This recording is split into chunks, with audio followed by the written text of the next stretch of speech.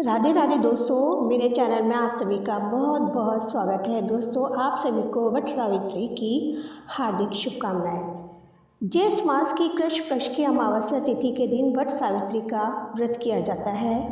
इस दिन महिलाएं वट वृक्ष की पूजा करती हैं। मान्यता है कि वट वृक्ष में त्रिदेव का वास होता है।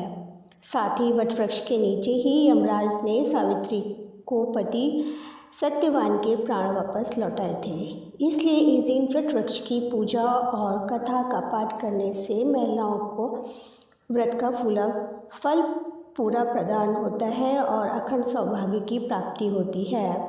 आज मैं आपको वट सावित्री की कथा सुनाने जा रही हूँ, जो इस प्रकार है। बोलिए शिव शंकर भगवान माँ पार्वती की जय। अखंड सुहाग को देने वाली वट सावित्री की कहानी इस प्रकार है।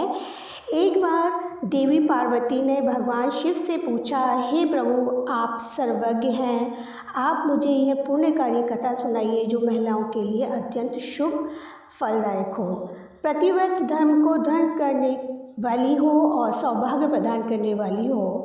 प्रभास क्षेत्र में स्थित सावित्री देवी की कथा मुझे सुनाइए, जिसकी महिमा आज भी वट सावित्री व्रत के रूप में पूजी जाती है। तब भगवान शिव बोले, हे पार्वती, मैं तुम्हें ऐसी कथा सुनाता हूँ जो महिलाओं के लिए आस्था, शक्ति और प्रतिव्रता धर्म की अद्भुत मिसाल है।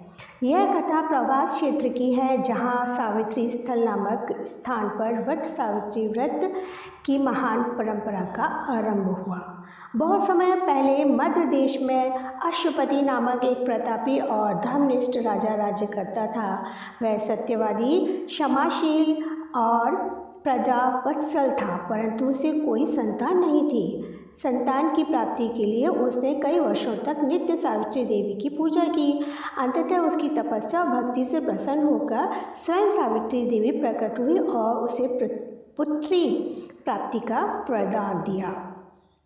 कुछ समय बाद अश्वपति की रानी ने एक दिव्य कन्या को जन्म दिया, जो रूप, गुण और तेज से स्वयं देवी सावित्री का अंश मानी गई।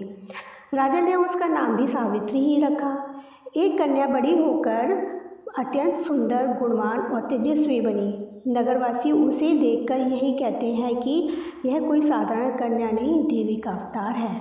जब सावित्री यौवन अवस्था में पहुंची तो राजा अश्वपति ने विवाह की चिंता की। उन्होंने अपनी पुत्री से कहा, पुत्री, तुम्हारा विवाह योग समय आ गया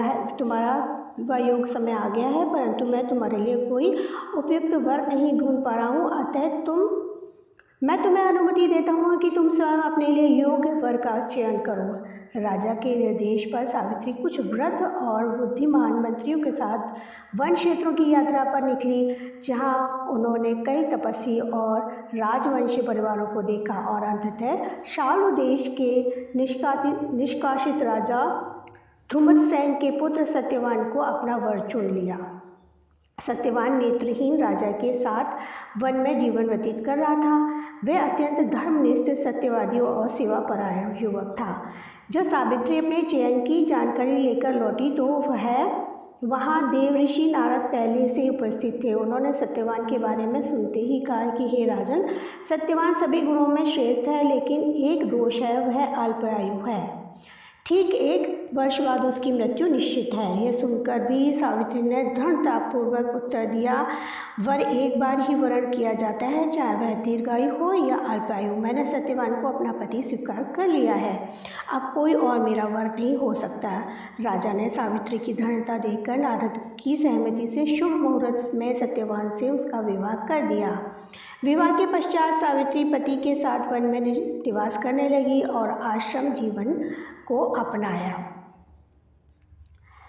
सावित्री को नारद मुनि की यही बात याद थी, इसलिए वह प्रतिदिन रात दिन की गणना करती रही। जब सत्यवान की मृत्यु के 3 दिन शेष रह गए, तब सावित्री ने उपवास का संकल्प लिया।